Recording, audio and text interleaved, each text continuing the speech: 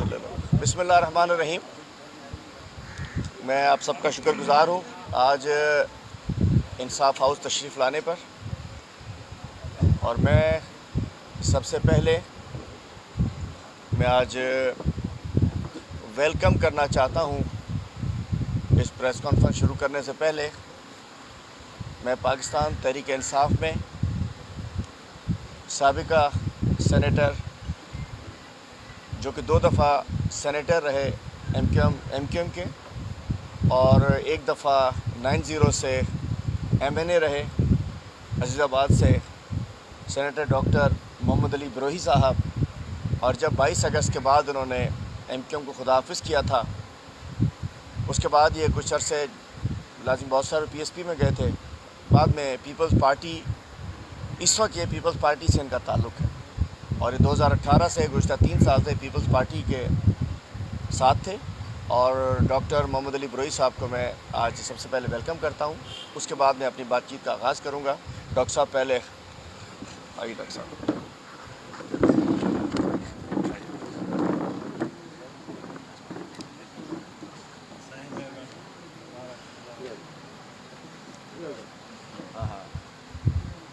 हाँ सही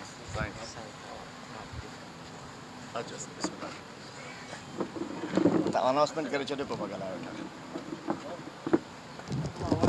अनाउंस करे बस ठीक है आवाज़ बंदी। औज़ुबिल्लाहि मिनश्शैतानिर्रजीम, बिस्मिल्लाहिर्रहमानिर्रहीम।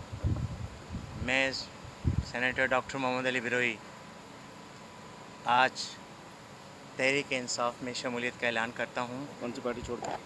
पीपल्स पार्टी, वडेरों की पार्टी को जो छोड़ के, जो 3 साल 2018 में शमूलियत हुई थी, उसके बाद जो सूरत-हाल देखी और इमरान खान साहब के, मैंने 3 साल पूरे नज़रिए को, पूरे उनके पाकिस्तान में जो विजन है, जो आगे मुल्क को बढ़ाने के लिए, यहाँ की आवाम की खुशहाली के लिए, यहाँ के जो हमारे लोगों के साथ जो ज़्यादतियाँ हुई हैं, ये वाहिद शख्स है जो मदीना की रियासत और इमरान खान साहब ने, प्राइम मिनिस्टर साहब ने जितनी भी जिद्दोजहद और जो भी कोशिश कर रहे हैं और उन चोरों को पकड़ा है जो 72-73 सालों में किसी ने भी हाथ नहीं डाला।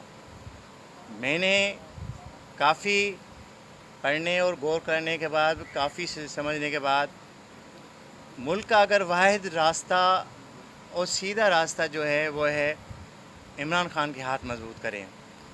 देखें, मैं इस आप भाइयों का मैं शुक्रगुज़ार हूँ, मीडिया का, इलेक्ट्रॉनिक का और प्रिंट मीडिया वालों का, कि आज जो है आप लोगों के सामने मैं पूरे मुल्क और पूरी आगे वर्ल्ड को ये बताना चाह रहा हूँ कि आएँ, नौजवान तबके आएँ, आगे बढ़ें और इमरान खान साहब के हाथ मजबूत करें और उन चोरों और उन जो लुटेरे हैं जिन्होंने मुल्क को लूटा, हमारा गरीबों का खून चूस लिया, हमारे टैक्सों को तबाह, हमारे टैक्सों को चोरी कर लिया, हमारी दौलत जो भी यहाँ पे जो मेहनत से कमाता है, उन्होंने अपनी जायदादें अरबों खरबों डॉलर्स में बनाई हुई है। मसला ये है कि इंसान अगर सोचे, हम सब एक समझदार हैं, एक पढ़े लिखे हैं, और चीज़ को मैं शुक्रिया अदा करता हूँ प्रेसिडेंट साहब का, अली मादर शाह का, भाई का शुक्रिया अदा करता हूँ मैं। शुजा साहब बैठे हैं, शाह साहब बैठे हैं, जमान शाह साहब और दूसरे। तो मेरी गुजारिश ये है कि देखें, खुदा के वास्ते सिंध को बचाएं। सिंध बचाया तो मुल्क पाकिस्तान को बचाना है, पाकिस्तान को बचाया तो सिंध को समझें कि हमने यहाँ पे जो सूरत-हाल लगी पड़ी है कि यहाँ पे थर तबाह, लाड़काना तबाह, दादू तबाह, यानी कि सिंध का कोई चप्पा चप्पा नहीं छोड़ा है। हर वो गलत भर्तियाँ उन्होंने वहाँ पे करके ग्रेड 1 से लेके 4 तक उन्होंने इंडेक्ट करना शुरू कर दिए हैं और इतनी करप्शन की भरपूर कर दी है इस गवर्नमेंट ने, जिसका कोई हद नहीं है। और इंशाअल्लाह ताला इनका अंजाम आएगा।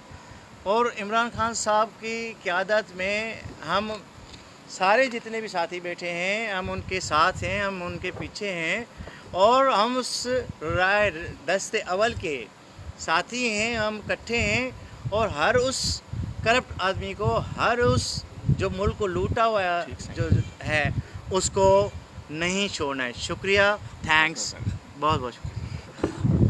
बहुत शुक्रिया डॉक्टर ब्रोई साहब। इस वक्त मेरे साथ हमारे कराची के जनरल सेक्रेटरी और हमारे MPA डॉक्टर सईद आफरीदी साहब हैं, हमारे वाइस प्रेसिडेंट कराची जनाब सुभान अली साहिल साहब मौजूद हैं, हमारे मेरे उस्ताद हैं, सीनियर रहनुमा हैं, साबिक MNA, साबिक MPA, साबिक सूबाई वज़ीर जनाब हाजी मुज़फ़्फ़र अली शुजरा साहब तशरीफ़ फरमा है, पीर ज़मान शाह जिलानी साहब साबिक हमारे MPA भी रहे हैं, एक बहुत बड़ी रूहानी शख्सियत हैं कोटरी से, पीर ज़मान शाह जिलानी साहब हैं, पीर मुर्तज़ा शाह जिलानी साहब हैं, जनाब जानशेर ख़ान जुनेजो साहब हैं जो कि हमारे पार्टी के साथी। इस वक्त सब हम डॉक्टर साहब को वेलकम करते हैं। और आज मैं बताता चलूँ कि डॉक्टर साहब का ताल्लुक़ लाड़काना से है और लाड़काना में इन्होंने हमसे ज़्यादा करीब से इन डाकुओं और चोरों को देखा है। और आज ये पीपल्स चोरों और डाकुओं का जिक्र कर रहे हैं तो मेरा ख्याल है सबको समझ आ जाना चाहिए। और इस वक्त जो पाकिस्तान तहरीक इंसाफ ने तय किया है, हमारी वफाकी हुकूमत ने, कि चोरों के ख़िलाफ़, डाकुओं के ख़िलाफ़, कच्चे के डाकुओं के ख़िलाफ़, पक्के के डाकुओं के ख़िलाफ़, मंशियात फ़रोशों के ख़िलाफ़ और ये जो पुलिस के मंशियात फ़रोश हैं उनके ख़िलाफ़, स्मगलर्स के ख़िलाफ़, और ये जो ज़मीनों के ज़रिए लोगों ने फेटअप में पाकिस्तान को फंसाया हुआ है, मनी लॉन्ड्रिंग जो करते हैं, जो रियल इस्टेट की वजह से, उन सब के ख़िलाफ़ इंशाअल्लाह वफाकी हुकूमत ने सिंध गवर्नमेंट, सिंध के अवाम को रिलीफ देना है। उससे अंदाज़ा हो जाना चाहिए कि हमारे डॉक्टर ब्रोई साहब एक लाड़काना का वो शख्स जो 2 दफ़ा सेनेटर रह चुका है, 1 दफ़ा MNA रह चुका है, करीब से देखने के बाद पीपल्स पार्टी को, वो आज उनको खैरबाद कहकर पाकिस्तान तहरीक इंसाफ का हिस्सा बनने आए हैं। तो मैं सिंध के उन लोगों से जो इस नासूर से, जिसने इस 13 साल में सिंध को घुन की तरह तबाह कर दिया, इस नासूर जो सिंध को लग चुका है पीपल्स पार्टी जिस सिंध हुकूमत के तौर पर, उससे छुटकारे के लिए आई है और हमारा साथ दीजिए। आज एक और बात मैं कहना चाहता हूँ। आप अक्सर मुझसे सुनते होंगे कि मैं कहता था कि जी इन्होंने एक टर्म ईजाद की थी जब कलीम इमाम साहब को ये ज़बरदस्ती यहाँ से निकालना चाह रहे थे, तो इन्होंने एक टर्म मुतारिफ़ कराई थी और जो कि बड़े बड़े पीपल्स पार्टी के अहम लोगों ने कि जी PTIG हैं, कलीम इमाम साहब जो हैं वो PTIG हैं। मतलब इन्होंने ऐसे कह दिया कि जी वो तो PTIG हैं, जबकि IG होता है ना, वो PP का होना चाहिए ना वो PTI का होना चाहिए, एक IG को IG होना चाहिए। लेकिन अब चूँकि भाई सिंध सरकार जो कहेगी वो तो ठीक ही होता है, तो PTIG तो कलीम इमाम साहब नहीं थे, वो एक प्रोफेशनल ऑफिसर थे। AD ख्वाजा एक प्रोफेशनल ऑफिसर हैं, आफ्ताब पठान एक प्रोफेशनल ऑफिसर हैं और अच्छे अच्छे अफसरान मौजूद हैं। लेकिन आज मैं आपको एक PPIG दिखाऊंगा। PPIG मैं जो अक्सर कहता था, मैं उसकी मिसाल देता चलूं कि आज IG सिंध, मैं अब सहाफ़ियों से सवाल करता हूं, किसी के साथ कोई IG साहब ने मीटिंग करके तफसीर खिंचवाई है? कोई आप में से सहाफ़ी, यहाँ कुछ क्राइम रिपोर्टर साहिबान भी हमारे सीनियर बैठे हैं, बड़े बड़े सहाफ़ी बैठे हैं, कभी किसी अच्छे बंदे के साथ आपको IG साहब की तस्वीर नज़र आई? IG साहब पिछले 2 साल में कभी अपने दफ्तर में नज़र आए? IG साहब किसी कारोबारी शख्सियत से, किसी दानिश्वर से, किसी शहर के नोटेबल से मिलते हुए कभी तस्वीर आई उनकी? IG साहब की पहली तस्वीर जो मंजर आम पे आई है, मुझे शख्स से गर्ज नहीं है जिसके साथ आई है, ऐसे तो माशाल्लाह बहुत सारे हैं। मतलब पूरी पीपल्स पार्टी में तो ये जो कैबिनेट आई है उसके अंदर एक गुटखा किंग भी बना दिया उन्होंने मुशीर। वो सल्तान सांत जो है कराची का गुटखा किंग, जो गुटखे के ज़रिए इस शहर को कैंसर दे रहा है, उसको कैबिनेट में ले लिया जी, एडवाइज़र बन गया इनका, पता नहीं मोतमद मामले खुसूसी बन गया है। तो इकबाल सांत गुटखा, पूरे शहर में सबसे बड़ा गुटखा का इसका जहर की सप्लायर जो है वो मुराद अली शाह की कैबिनेट में आया। तो बात यह है कि तो इसलिए तो बहुत सारे क्रिमिनल्स की वो है, लेकिन एक मैं कहना चाहता हूँ कहाँ पहुँचा दिया गया एक शख्स, इस्माइल डायरी। मतलब मैं बताना चाहता हूँ इस्माइल डायरी जैसे बहुत है, उसकी ज़ात पे मैं कमेंट नहीं करना चाह रहा, मेरा इस्माइल डायरी से कोई लेना देना नहीं है, ना मेरी दुश्मनी, ना मैं जानूँ ना पहचानूँ। एक शख्स को रेंजर्स और पुलिस पकड़ती है, क्लाशन कोफे, बम, न जाने क्या क्या उसके साथ होता है, उसको पुलिस के आम लोग उसको गिरफ़्तारी डालते हैं, उसकी नवाब शाह से गिरफ़्तार होता है, उसको 34 साल सज़ा होती है। बाद में हाई कोर्ट से जिस दिन सज़ा होती है, मैं वीडियो दूंगा आपको, वो कहता है कि जी मेरी अदालत में ख़ुद चलाऊंगा, वो कहता है मैं जरदारी साहब का ख़ास आदमी हूँ, मेरे फ़ैसले मैं ख़ुद करूँगा। अदलिया को भी इसके ऊपर सोचना चाहिए। आज मैं आपको दूंगा वीडियोस कि वो कह रहा है कि मैं फ़ैसले अपने खुद करूँगा। सेशन कोर्ट ने कर दिया, हाई कोर्ट का फ़ैसला मेरा होगा, मैं कोई कंटेम्प्ट नहीं कर रहा। लेकिन चले उसके बाद वो छूट गया। लेकिन एक केस नहीं था, कई केसेस हैं उनके ऊपर। मतलब एक नोन शख्स जिसके ऊपर कई FIRs हैं, क्रिमिनल है, और उसका क्लेम है, मैं नहीं कह रहा हूँ, उसका क्लेम है, नवाब शाह के व्हाट्सएप ग्रुप में उसने अपनी तस्वीर शेयर की है कि रईस वडा कहते हैं जरदारी साहब को, कि रईस वडे ने IG को मेरे पास दफ्तर में भेजा और वो IG मेरे पास आया और इंशाल्लाह उसने IG ने मुझे कहा है कि आपको पूरी सपोर्ट करेंगे। अब भाई हम उसको झूठ समझ रहे थे। ये तस्वीर इस्माइल डायरी जिसकी एक ये तस्वीर है जिसमें इन्हें असले के साथ, उसके साथ आंखें बंधी हुई हैं। दूसरी जानिब ये IG साहब की एक क्या कहते हैं शाहकार तस्वीर है। IG सिंध एक उस शख्स के साथ, ये PPIG नहीं है तो कौन है? मतलब मैं कहना चाहता हूँ IG साहब, आपके किसी मौजूद शख्स के साथ, किसी कारोबारी शख्स के साथ आप ये तस्वीर खिंचवा कर आप क्या पैगाम देना चाह रहे हैं उन पुलिस अफसरान को जिन्होंने इसको, और बहुत सारी FIRs कटी हुई हैं क्रिमिनल लोगों के साथ। IG जाकर उसके दफ्तर में मिलता है और IG उसके साथ तस्वीर खिंचवाता है, तो उसके बाद सिंध का लॉ एंड ऑर्डर की हालात ऐसे नहीं होंगे तो क्या होंगे? मैं कहना चाहता हूँ आज पुलिस, इस पॉलिटिकल पुलिस की वजह से, इस PPIG की वजह से, इस नाअहल, इसमें और इरफान खोसट में फ़र्क ही कोई नहीं है। डायरेक्ट हवलदार, आज हमारा सिंध का IG डायरेक्ट हवलदार इरफान खोसट के ड्रामे टाइप की किरदार रह गया कि जो क्रिमिनल्स के साथ अपनी तस्वीरें बनाना चाहती हैं। इस डायरेक्ट हवलदार IG की मौजूदगी में हमने ये देखा है, वो शुजरा साहब यहाँ मौजूद, आज मैंने तफसीली मीटिंग की इससे आने से पहले घर के ऊपर, कि कंदकोट कश्मोर में डाकू राज है। पुलिस क्या करे निचली सतह की? मैं नीचे सतह पे जो पुलिस है मैं उनके बात खिलाफ नहीं कर रहा। आज वहाँ पीपल्स पार्टी के जो पक्के के डाकू हैं, वो जो असेंबली में हमारे साथ बैठे हैं, वो कच्चे के डाकुओं को सपोर्ट कर रहे हैं और 3 पुलिस वालों को शहीद करके APC पे डांस किया जाता है। और जो APC पे डांस करता है वो एक सूबाई वजीर के घर पे का गार्ड है और उसके साथ रहता है, प्रोटेक्शन देता है, और उसको कोई नहीं पकड़ सकता। आज तक चाचड़ बरादरी के 11 लोगों को कत्ल कर दिया जाता है। चूँकि PPIG है, पुलिस के APC पे कत्ल करके डांस किए जाते हैं। खौफ इसलिए नहीं है चूँकि PPIG है। M9 मोटरवे घोटकी में डाकू निकल के आते हैं, पुलिस को कहते हैं हम आ रहे हैं, रोक सको तो रोक लो, और वो आते हैं, फायरिंग करते हैं, एक बंदा मर जाता है, 10 गाड़ियाँ फायरिंग के शिकार हो जाती हैं, वो वापस चले जाते हैं, कोई एक्शन नहीं होता चूँकि PPIG है मुश्ताक महर। उसके अलावा आजकल 6 बजे के बाद लोग घर से बाहर नहीं निकल सकते, इसलिए कि सिंध में PPIG है। और मैं कहना चाहता हूँ हमारा सक्खर, घोटकी, कंदकोट, कश्मोर, शिकारपुर, जैकोबाद के जो कच्चे के इलाकों में है, आज वहाँ डाकू सरेआम है, डाकू राज है। और उसके वाला आगे आइए, जामशोरों में एक वज़ीर आला सिंध के दस्ते रास्त MNA के भाई के पास, जो कि CIA क्राइम का इंचार्ज है, सरवर रापोट्रो, उसके गाड़ी से, पुलिस की गाड़ी से 67 kg मंशियात बरामद होता है। आज भी वो मफरूर मुलजिम CIA इंचार्ज वज़ीर आला हाउस के अंदर छुपा हुआ है। मतलब इस्माइल डायरी बिलावल हाउस में बैठा है और PPIG सलूट करने जाता है, साईं हुक्म बताओ क्या करना है मुझे, मेरी पुलिस तुम्हारी गुलाम है।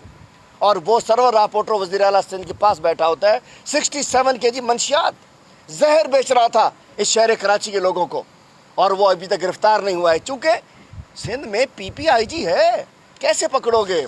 मीरपुर खास में SHO के घर से 4.5 अरब की मंशियात बरामद होती है और SSP वहीं मौजूद रहता है, DIG मौजूद रहता है, कोई एक्शन नहीं होता है। चूँकि एक्शन कौन करेगा? नहीं होगा एक्शन, चूँकि सिंध में IG PPIG है, इसलिए एक्शन नहीं होता है। और इस शहर के लोगों को मैं बताता चलूँ कि यहाँ देखिए माशाल्लाह कराची के अंदर भी, कराची पुलिस जराइम की वारदातें, यहाँ भी माशाल्लाह PPIG के दस्ते रास्त यहाँ के कराची के एडिशनल IG हैं, जिन्होंने सबसे पहले, ये भी हमने देखा कि IG से मसला हुआ, कलम छोड़ हड़ताल कर दी गई, तबाह कर बर्बाद कर दिया है पुलिसिंग को, तबाह बर्बाद कर दिया है, हमारी फेडरल सर्विस सिस्टम को ग़ुलाम बना लिया है अपने उन लोगों को जो PSP अफसरान हैं। पहले तो सिर्फ पेट्रोलियम सर्विस ऑफ पाकिस्तान होते थे, अब तो न जाने क्या कुछ कर रहे हैं। ना फेडरल DMG अफसरान की वो इज़्ज़त रही, ना PSP अफसरान की रही, ग़ुलाम के तौर पे बन गए हैं। और वो शख्स एडिशनल IG कराची जो सबसे पहले कलम छोड़ता है, हमने तो दरख्वास्त की है कि इनको भिजवाएं, हमारे सूबे को पाक कराएं ऐसे लोगों से। मेरी दरख्वास्त है प्राइम मिनिस्टर से, वो लोग जो, और अल्हम्दुलिल्लाह अल्लाह के करम से इस पर अमल भी होने जा रहा है। हक है हमारा, रोटेशन पॉलिसी बन चुकी है, 10 साल से ज़्यादा जो लोग यहाँ घर कर चुके हैं अपना, और जिनको PPIG साहब की पसंद पे लगाया हटाया जाता है, उनके लिए हम तो कह चुके हैं। अब देखिए ना, चंद अफसरान, मैं आपको बताऊँ कि चंद अफसरान जो हैं, अच्छे अच्छे अफसरान हमारे इस सूबे के, आज उनको सिंध में जगह नहीं मिलती। अब तय करके बता दें इनमें से कोई आपको बुरा लगता हो। DIG परवेज़ चांडियो होते थे, उनका क्या बुराई है परवेज़ चांडियो में? भगा दिया गया यहाँ से। DIG जावेद जसकानी को यहाँ से सरेंडर कर दिया गया, अच्छा अफसर था। DI आफ्ताब पठान साहब, उनको भी सिंध में अच्छी पोस्टिंग नहीं दी गई चूँकि ऑनेस्ट अफसर था। AD ख्वाजा साहब को जिस तरीके से ख्वार करके निकाला गया चूँकि अच्छा अफसर था। सुल्तान ख्वाजा साहब FIA में जाकर बैठे हैं, इनकी ग़ुलामी नहीं करते इसलिए निकाला गया। नासिर आफ्ताब का एक जुमला, एक बयान मैं कहना चाहता हूँ, हिस्ट्री में होगा।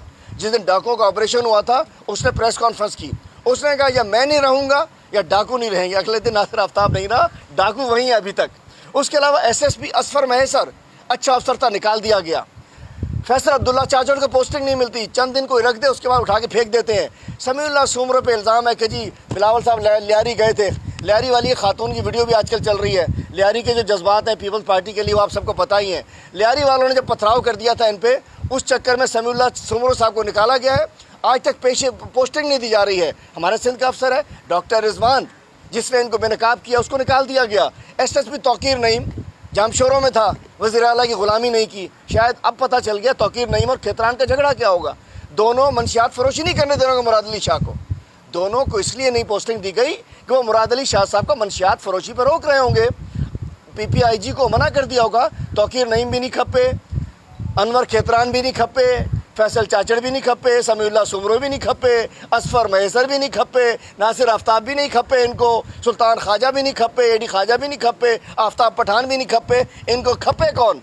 ये सारे चोर टाइप के PPIG टाइप के लोग इनको चाहिए जो इस क्राइम और जराइम में शामिल हैं। कराची पुलिस रवां साल के 7 माह में, सिर्फ 7 माह की बात कर रहा हूँ मैं, 7 माह में कराची के शहरियों बिजली बनकर टूटे हैं 7 माह जराइम की वजह से। माशाल्लाह 7 माह से IG भी PP का है और एडिशनल IG भी कलम छोड़ वाला है। CPLC की रिपोर्ट जारी की है, CPLC की, मेरी रिपोर्ट नहीं है। शहरी करोड़ों रुपए के माल से भी गए और जान से भी गए हैं। रवां साल डकैती की मज़ाहमत पर 284 अफराद कत्ल हुए। डकैती की मज़ाहमत पर 284 अफराद कत्ल हुए। इस कराची के बेटे कत्ल हुए, सिंध के बेटे कत्ल हुए, पाकिस्तानी कत्ल हुए, 284। और अक्सर पकड़े ज़िम्मेदार कौन? PPIG और उसकी टीम, वज़ीर आला और उसकी टीम। और उसके बाद मैं कहना चाहता हूँ जो पकड़े जाते हैं ये कहते हैं कि जी जराइम पोशा अफराद मंशियात पीते हैं, मंशियात वो इस्तेमाल करने वाले होते हैं, नशई होते हैं। नशई जब वज़ीर आला सिंध का बंदा मंशियात बेचेगा तो नशई होंगे ना। मंशियात दे कौन रहा है इनको? अगर ये क्रिमिनल मंशियात पीते हैं, ये नशई है, नशे के आदी है, तो नशा दे कौन रहा है? सिंध हुकूमत दे रही है इनको। अब देखिए जी, डकैती की मज़ाहमत पर 284 अफराद कत्ल हुए। 7 माह के दौरान 30,000 से ज़ायद मोटरसाइकिलें चोरी या छीनी गई हैं। 30,000 से ज़्यादा मोटरसाइकिलें चोरी या छीनी गई हैं। ये कहाँ गई होंगी? क्राइम में इस्तेमाल होती है, मतलब ट्रेड बन चुका है मोटरसाइकिल चोरी। अच्छा जी, जनवरी से अगस्त 15,000 करीब मोबाइल फ़ोन छीने गए हैं। जनवरी से अगस्त 7 माह में 15,000 मोबाइल फ़ोन।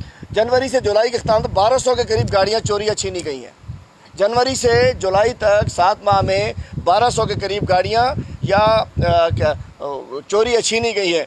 डकैती की मज़ाहमत पर सैकड़ों शहरी बेचारे जान से गए हैं। मैं कहना चाहता हूँ कि मुझे कोई जवाब दे कि इस IG की परफॉर्मेंस क्या है, इस IG साहब का रोल क्या है। सिंध हुकूमत ने पुलिस ऑर्डर 2019 के बाद पुलिस पे सिंध का हुकूमत का कंट्रोल है, तो आज सिंध में खुलेआम मंशियात फरोशी आम है, सिंध में सफ़ीना गुटखा आम है, डाकू राज आम है, शहरों के अंदर डकैतियाँ, स्ट्रीट क्राइम, किडनैप, मोटरसाइकिल चोरी, कारों की चोरी, घरों की चोरी, मोबाइल चोरी, ये आम है। इस सब कुछ के बावजूद मैं पूछना चाहता हूँ, ये PPIG साहब क्यों बैठे हुए हैं? इनके ख़िलाफ़ कार्रवाई करके इनको सस्पेंड करना चाहिए, डिसमिस करना चाहिए, इनकी तनख्वाह और पेंशन तक बंद करनी चाहिए। इस कराची वालों का मैं समझता हूँ, सिंध को जो इन्होंने जिस तरीके से तबाह बर्बाद कर दिया है, तो हम इंशाअल्लाह हमारी फेडरल गवर्नमेंट सिंध के आवाम को हम लावारिस नहीं छोड़ेंगे। हमने बहुत कोशिश की कि चीज़ें ठीक हों। अब वफाक के तमाम इदारे इंशाअल्लाह इन मंशियात फ़रोशों से, इन गुटखा किंग्स से, इन कच्चे और पक्के के डाकुओं से, इन स्मगलर्स से, तेल चोरों से और ये स्ट्रीट क्रिमिनल से, इन और ये जो बंगलों के क्रिमिनल्स हैं, इन सब से निजात दिलाने के लिए इंशाअल्लाह वफाक के तमाम इदारे सिंध के अवाम को रिलीफ़ देंगे, सिंध के अवाम को रेस्क्यू करेंगे। हम तो रेस्क्यू लेने की पोजीशन में आ गए हैं कि हमें बचाया जाए इन चोरों से, डाकुओं से, चूँकि वर्दी में भी डाकू बैठे हैं, बग़ैर वर्दी के भी डाकू बैठे हैं, और इनके अंदर जुल्म ये हो चुका है कि जो बोले उसके ख़िलाफ़ हमले कर देते हैं। मैं कहना चाहता हूँ, सिंध की रिवायात के ख़िलाफ़ ये हमारे सिंध के सारे सिंध के लोग हमारे साथ बैठे हुए हैं, सिंध के बेटे बैठे हुए हैं। कभी ऐसा नहीं होता कि किसी कोई अपने घर के सामने इंसाफ हाउस की गली से ये नहीं होगा जो गुजरेगा हम उसको पत्थर मारेंगे, अंडे मारेंगे, डंडे मारेंगे। इन्होंने तमाशा बना लिया। 5 दफ़ा मेरे ऊपर हमले किए गए, कुंडरी के अंदर टुच्चों से स्टार्ट होकर जरदारी हाउस तक पहुँच गए। मेरी तरक्की कर रहे हैं। पहला हमला किया तैमूर तालपुर ने, आखिरी किया जरदारी ने। अब देखते हैं और कौन करता है। मैं कहना चाहता हूँ, ये रिवायात, गंदी रिवायात डाल रहे हैं आप लोग। सियासत सबको हक है, मेरा कसूर क्या, मैं बात करता हूँ, एक्सपोज करता हूँ, तो लेकिन इन्होंने जरदारी हाउस के सामने उस पर हमला किया जो कि सिंध की रिवायात के ख़िलाफ़ था, सिंध के अखलाकियात के ख़िलाफ़ था, सियासी अखलाकियात के ख़िलाफ़ था। जिस शख्स ने, एक बच्चे आफ्ताब महर ने, मुझे वर्कर ने शादी की दावत बुलाया था, उस लड़के को, हमारे वर्कर को जिसने मुझे शादी की दावत में बुलाया था, किधर आफ्ताब महर, इधर भेजो। आफ्ताब महर को इसके ऊपर केस बना दिया गया है। ये मेरे पीछे लड़का नज़र आ रहा है, इसने मुझे उस दिन शादी में बुलाया था 1 अगस्त को। मैं इस बच्चे की शादी में गया था, इसलिए कि पहले से शादी रखी थी, मैं पकड़ा गया। इसने शादी अपनी कैंसिल कर दी थी कि जेल से आएंगे तो करेंगे।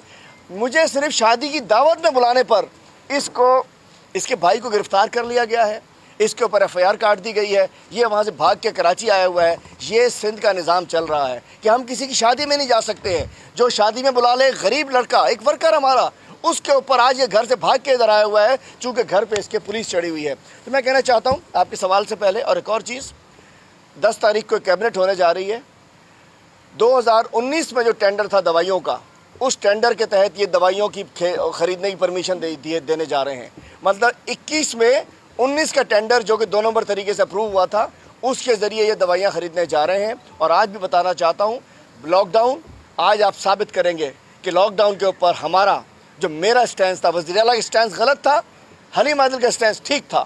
इन्होंने लॉकडाउन लगाया था, मैंने उसी वक्त उसको पाबंदी लगाई थी कि नहीं होगा। कल अल्हम्दुलिल्लाह हम शुक्रगुजार हैं असद उमर साहब के, NCOC के, वज़ीर आज़म के, कि NCOC वाले यहाँ आए और इनको समझाया, और ये लॉकडाउन जो नादिरशाही लॉकडाउन था बंद कर दिया। आज उसके लिए 9 तारीख से ख़त्म हो रहा है इंशाअल्लाह वो वाला। ये जुल्म था, ये लॉकडाउन लगाकर ये पाकिस्तान के ख़िलाफ़ साजिश की गई थी। पाकिस्तान को कमज़ोर करने की कोशिश करते हैं, ये तहरीक इंसाफ की हुकूमत को नाकाम करने की कोशिश करते हैं। लॉकडाउन में गरीब क्या करे, जिसके घर में 2 वक्त की रोटी नहीं है। ये लोग जो एक बिलावल हाउस नहीं, 20-20 बंगले में रहते हैं, जिनकी भैंसें बिलावल हाउस के 1000 गज़ के बंगले में रहती हों, 200 भैंसें, स्टोरी चली थी चैनल पे, जिनकी भैंसें 1000 गज़ के बंगले में रहती हैं, उन्हें क्या पता कि 80 गज़ के बंगले में 80 लोग रहते हैं 4-4 मंजिलों के ऊपर। उनकी भैंसें भी खुले आराम बड़े मज़े से, उनको भी लगता है अटैच बाथरूम होता होगा भैंसों के लिए भी बिलावल हाउस के क्लिफ्टन के अंदर। ये लोग जब हमारे पास हुकूमत करेंगे तो यही जुल्म होगा इंशाअल्लाह। मैंने एक नारा था इनका कि अगली बारी अब जरदारी, तो अल्हम्दुलिल्लाह अब नारा है हमारा आखिरी बारी अब जरदारी। इनका गेम एंड हो चुका। साईं,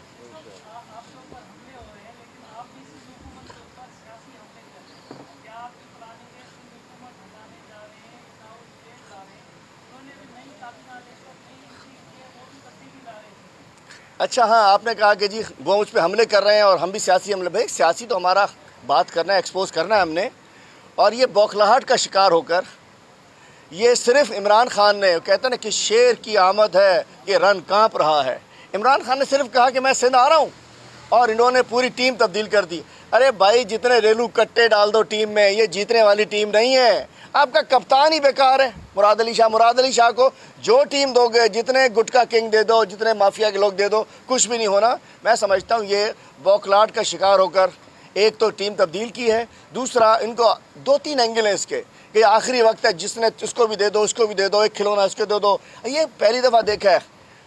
मामले खुसूसी कुरंगी, मामले खुसूसी सेंट्रल, मामले खुसूसी वेस्ट, अब ये बनेंगे मामले खुसूसी खोखरा।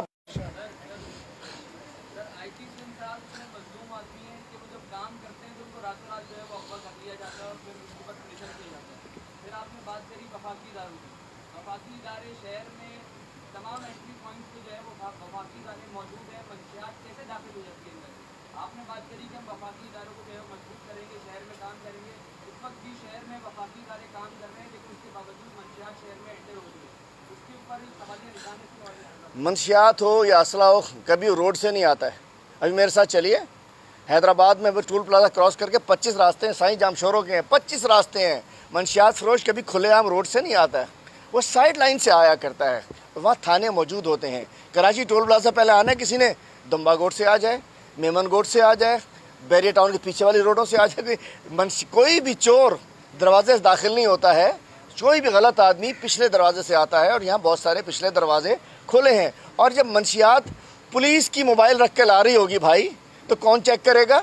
वज़ीर आला का भाई उसमें बैठा हो, उसकी मोबाइल हो, उसमें चर्च पड़ी हो, हेरोइन पड़ी हो, तो किसी की ज़रूरत है? और ऊपर PPIG बैठा हो, चेक कर लिया तो मारे जाओगे। लेकिन इंशाल्लाह देखिएगा, इब्तिदा इश्क खैर होता है क्या, आगे आगे देखिए होता है क्या इंशाल्लाह।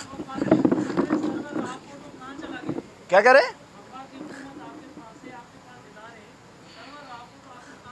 भाई? CM हाउस के अंदर जाएंगे तो कहेंगे सिंध हमलो थी हो। CM हाउस के अंदर बैठे हो, वहाँ तो कुछ नहीं कर सकते ना। वज़ीर आला हाउस के अंदर छुपा हुआ है सरवर रापोट्रो, सर उसका सिकंदर रापोट्रो का भाई है। वज़ीर आला हाउस में जाएंगे, लेकिन ये दिन भी दूर नहीं है इंशाल्लाह, फिक्र ना करें।